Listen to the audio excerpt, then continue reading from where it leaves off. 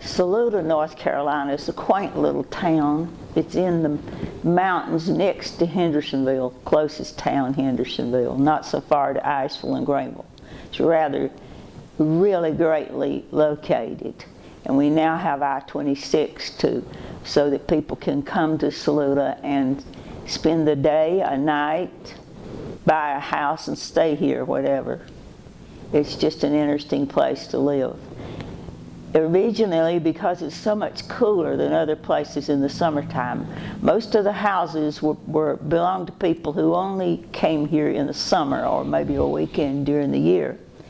And my daddy and grandpa, my daddy Richard Thompson, my grandfather Luther Thompson, my uncle Roy Thompson, and Frank Thompson were builders here. And they built houses that were not really perfectly ready for winter. They were just summer houses. And by that I mean the basement area had a lattice on it instead of concrete blocks or brick or something that would withstand the winter. They were just summer houses. And no air conditioning, had windows and shades, and often closed those shades in the winter while the house was closed for summer, waiting for summer use. In addition to that, it attracts movie stars here. We've had Pat Hengel grew up here. He was the grandfather of Mr. Patterson, who was an engineer on the Southern Railway and lived on Greenville Street. And his mother's name was Marvin, and he had a sister named Joyce. He had another sister named Louise. In addition to him, we had Perry Como, Willie Nelson. Presently have 2 or 3 more movie stars. Some stay in incognito in houses that are inaccessible to the public.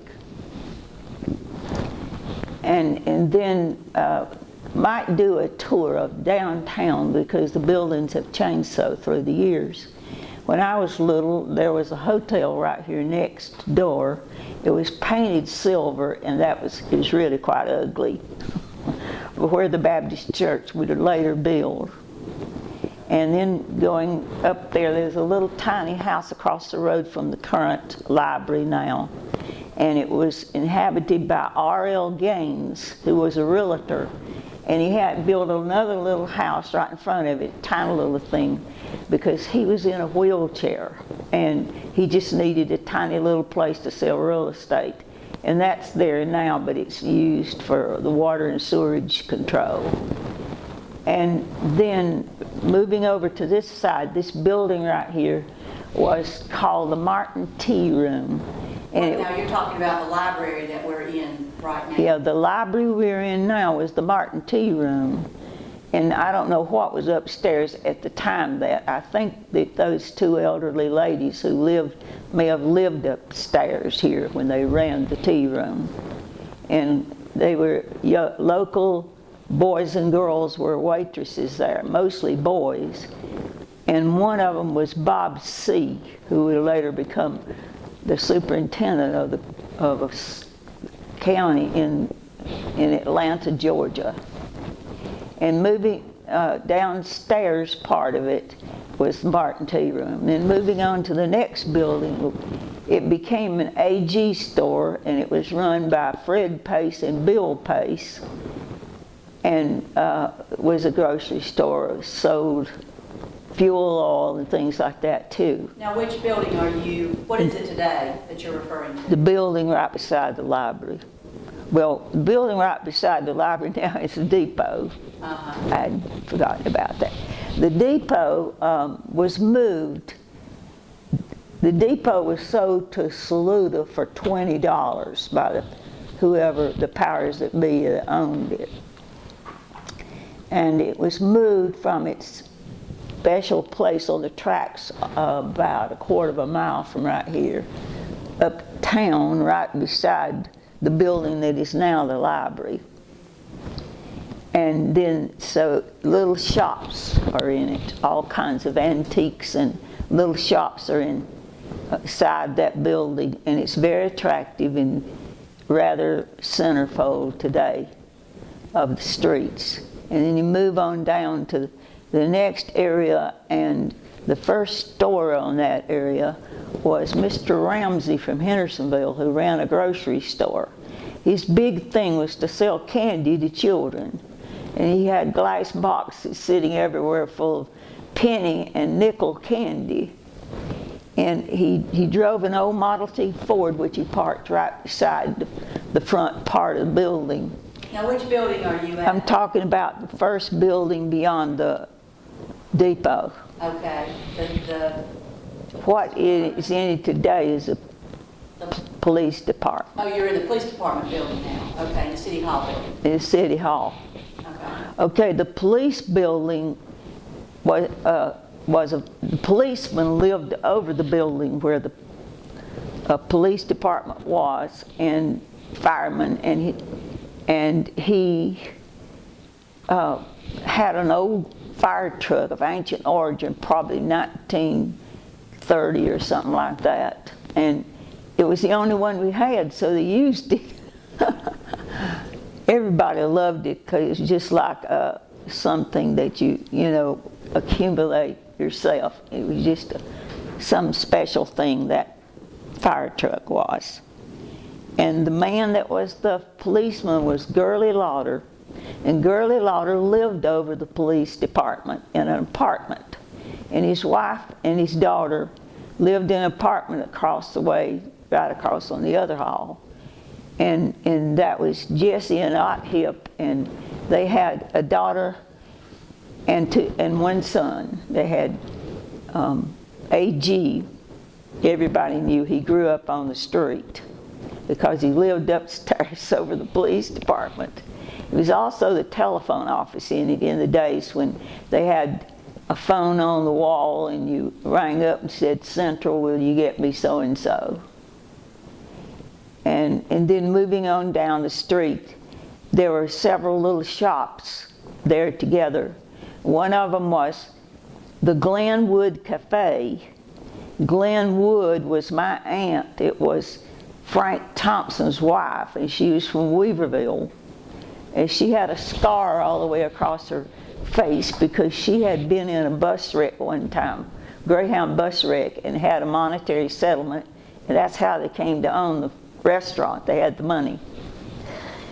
And next to that restaurant was the barber shop, and the man that ran it was Will Forrest, and he had a black man who did the shoe shines, and they had showers and steam room in the back, and his name was Perry Lodge.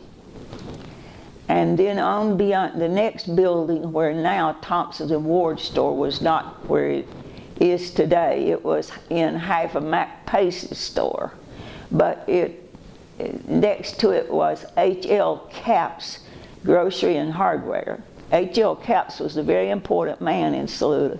He was the mayor, but he also started the Methodist Church, and he lived on Greenville Street in the house across the road from Saluda Inn, which my daddy and grandpa built that house and repaired it many times. It was one block from the Oaks to, it was a central house, in other words. And across the road from his house up on Greenville Street was a hosiery mill. And it was employment for a lot of people in Saluda and the area, surrounding area. And going back to Main Street again, the next store was Q.C. Sonner. And Q.C. Sonner was dead even when I was a little girl, but his wife was living. She lived to be 90-something years old. And they had 4 children. They had Bessie and Eunice, who were older women, and they ran the store. And then they had Q.C. Sonner Jr., whom I never knew. He died before I knew him. And then they had a guy who was like the chic of the town. Everybody, all the women went in Q.C. Sonner just to see him. Was that Fairchild? Fairchild. Fairchild wore crepe sole shoes and pegged pants, and had his hair roached back in a modern fashion. And as I said, women went in the store to buy anything just to get to look at Fairchild. The next building by Q.C. Sonner house that they lived in is still there. It's the prettiest little house in the downtown area. It's back to back towards the store. It's a beautiful little house that was the Sonner house. It's been kept up and it's still real pretty. Which side of what is now Thompson's was Q.C. Sonner in? Was it in the grill side or in the... He was in the grill side. Grill side, okay. And the other, H.L. Couch was in the other. They both sold groceries and hardware. Every store in town just about sold hardware, which meant there was a lot of building going on, and they bought tools and lumber and things like that. And then the lumber came to Saluda for the building from Charleston, South Carolina, on the train. And much of it had been imported into this area. In fact, there is a house in Saluda that has Japanese flooring in it, and the flooring is red. And there isn't anybody in this area that knows what that material is. Even my daddy, who was a builder, didn't know what it was either. But someone who lived in this house right off of Laurel Drive, right above the Baptist parsonage, is this house with the red floor. And then going back to Main Street again, moved on to the post office. There's an alleyway between the Q.C. Sonner store and what was the post office, the old post office. And there were a lot of different postmasters there. We had Bill Edgerton, and he came to Saluda as the coach and a teacher at Saluda High School. And then when he retired, he took on the postmaster. In addition to that was C.O. Cooper. C.O. Cooper got into trouble and he had to be fired. I won't tell you what happened to him. And then the next one down was the drugstore, and the drugstore was owned by Alma Bishop, who had married the druggist. and then in that drugstore later on, there were several people who owned it, but primarily we remembered Jim and Evelyn Crawford ran it for years. It was a beautiful building. The whole thing was mirrors on all sides, and the booths were finished and beautifully done, and it was as pretty as any drugstore I've ever seen in my life. And when the Crawfords died, they closed it up, and it was empty for a long time till Mr. Ashley, W.C. Ashley, put his rock collection in there. And today that rock collection is in Martha Ashley's house, which was her grandmother's. And it's open to the public if anybody wants to see it. You just have to tell them you want to see it. But it was beautifully done, and Crawford Ashley was the president of the North Carolina Mineral Association. He was a man of great importance. And a lot of those rocks and things that he had were found in the creek around Melrose. Now the building where the Gem and Mineral Museum was is now Saluda Grade. Saluda Grade. Saluda Grade Cafe today. And Bill Pace bought all the mirrored things out of there and sold them to some woman in Florida. We just wish he had kept them in the store like they were. And the next building down was owned years ago by a man from Greece. He had a restaurant in it, and his last name was Sleeby. And Mr. Sleeby had a daughter named Mary and his wife, the three of them. And there's something very unusual happened there. That man owned a house that now is called the Wade Pace house. That was his house. The U.S. Highway Department decided to widen the road through Saluda, and they were going to take his house. So then they sent him an eviction notice, and he sat on his porch every day with a shotgun. It wasn't anybody going to take that house away from him. And they went by, and the house is still there today. But he paid a high price for that because suddenly Mr. Sleeby disappeared. And much search was done, and he was found dead in the woods around Melrose. Now, where is the Wade Pace? That yellow house right there. You go across the bridge right here, and then start down in that, right below where the depot used to be, is this yellow house in the curve. It's right across the road from the water thing, whatever they've got there, that water box where they control the water in the town. The back side of Blackville. Oh, okay. It's got children's toys in the yard. It's the last house. I know what you're talking about. It's the last house. It's not yellow now. It was yellow. Okay, it's white In now. my mind, it's still yellow. Well, that's Sorry. okay. Yeah, I know exactly what you're talking about. You said That was Wade Pace's house later. Wade Pace was a carpenter, and he learned his work under my daddy, Richard Thompson. And he, and years ago, during Franklin Delano Roosevelt's time, the Republicans in Saluda couldn't get a job. They were building the school that is there now, the big gray building, and they wouldn't let my daddy and other Republicans work there. So they all got together, and there were 23 of them, and they went to Richmond, Virginia to work for St. Catherine's School. They all went off on the train, and of course here was my mama and my brother and me crying because our daddy was going off with the group. And they stayed a whole year before they came back to even visit. And so that gave us money during the time when Daddy couldn't get a job in Saluda because he was a Republican. And around what year was that? 1936. I just happen to remember that one. I don't not good on dates. All right, so the next store down past Mr. Sleeby, well, Paul Pace had a hardware store later after Sleeby died there. Paul Pace was a brother to Bill Pace.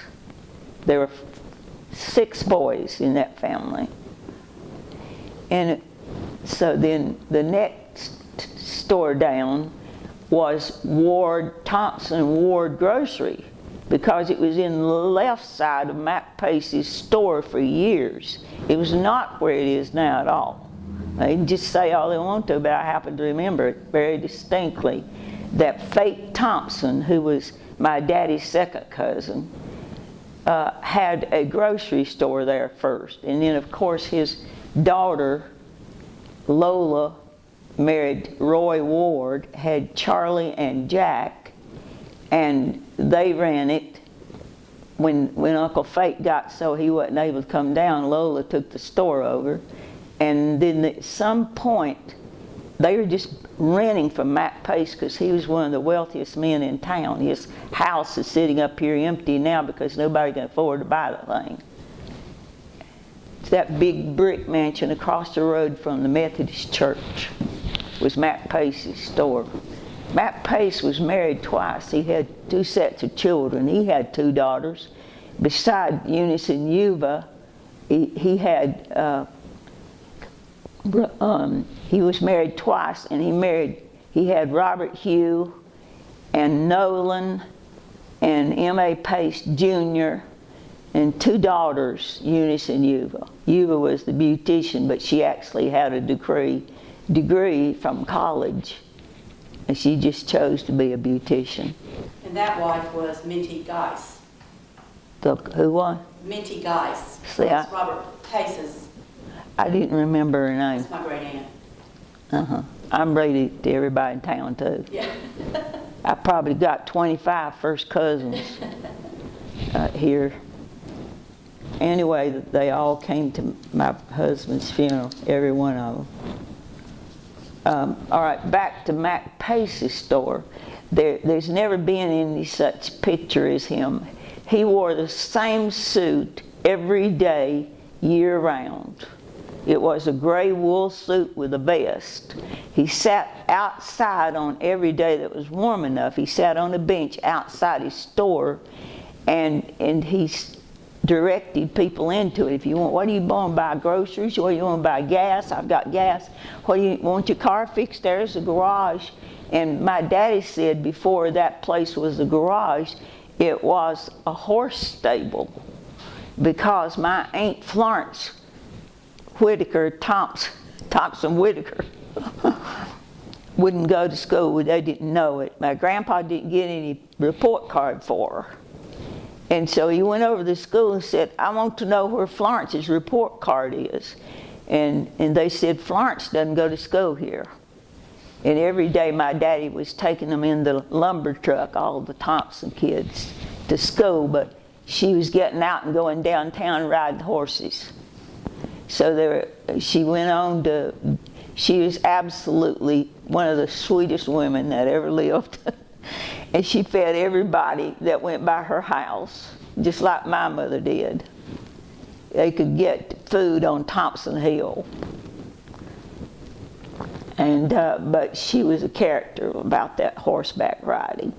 Some of her grandchildren got the urge to ride horses, like Jill Whitaker. And so then, in addition to all of that, was Mac Pace's daughter Yuva had the beauty shop over the store. Otherwise, those rooms up there were not available to the public. Well, tell us about what did you ever go in the beauty shop? Yeah, the beauty shop. You put that nasty. It stops sometimes on its own. Okay, I'm going to ask you that question again. So, tell us about the beauty shop above Mac Pace's store. Well, first of all, you had to climb up these squeaky old wooden steps, and it was very hard to get up there. And when you got up there, she would trim your hair. She would shampoo your hair with this stuff. I don't know what in the world it was, but nobody else used it. And then she would set your hair with what she called finger waves, and it had nasty stuff that looked like paste that she put in your hair and set it. And then she would get a straight chair and put it under the dryer, because it didn't come with a chair or anything. And you had to sit there with your back hurting the whole time your hair was drying.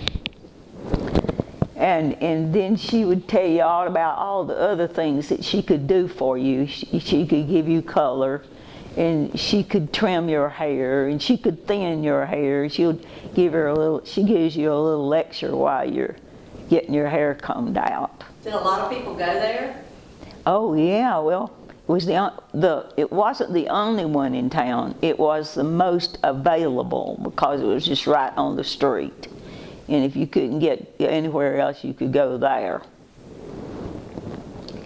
And then next to his store, still in his store, he owned a chunk of Main Street forever. He had horses. Years ago, a livery stable inside of that space.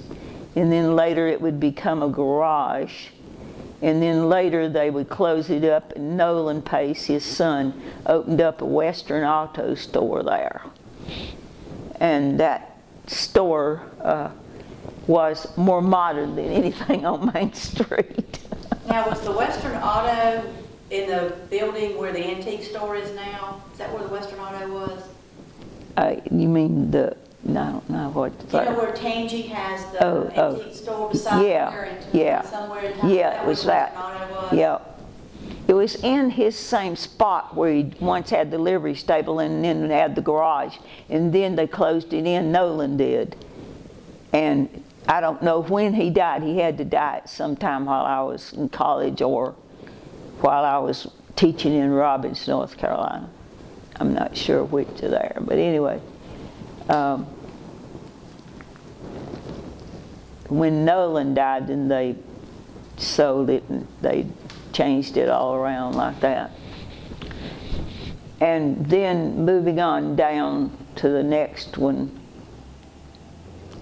that there was a Bluebird ice cream parlor there. How do I know my mom and daddy owned it? They had the Bluebird ice cream parlor in that last area down there. And then later it would take on all kinds of different things. It was a hardware store for a brief time. It was something like today's dollar store, dime store they called them then, for a while. And I don't remember the names of the people, if I knew them, that ran that part right there. And so then finally, years later, they moved the post office. It took them at least 3 years to build the post office. Everybody was mad. They'd get tired of it being not finished, and claimed to be the post office, but it took 3 years to build the thing. And then one half of it has become the bank, and I was not born when all that other stuff happened in the bank, so I didn't know anything about it, except I know Walt Thompson was in charge of the bank when the banks burst, or whatever term you want to use for the falling of the financial status across the United States. Is that when it was Carolina Bank? Carolina Bank. Mm-hmm. For my time. Yeah. I never knew that, except by what Daddy told me. And I do want to add there one more thing. My great-grandfather was Wallace Thompson, and he gave the land for the first school. I'm real proud of him for that. He was just a farmer, and I know he didn't have a lot of money, but at least he shared it. And that first school was right below where my house is now. Daddy built our house. My daddy and grandpa built the house. And right below it is the road. It makes a triangle there. Thompson and Louisiana joined together. Right below there, on the right, was the old school building. And Dick Williams' family lived in it. And while they were living in it, it was burned down. Then the next school was where the school is now, the next school that was built there. And when I started the school, the principal was Mr. Randolph. And Mr. Randolph lived in the teacherage. They had a big old long brown building right beside the elementary school was the teacherage. And you could choose to live in it or not. It was apartments. But Mr. Randolph and his family lived in the teacherage. And he had a son named Sonny, and he had a little boy and girl that were born while they were living here. And then the next principal was Mr. Michael.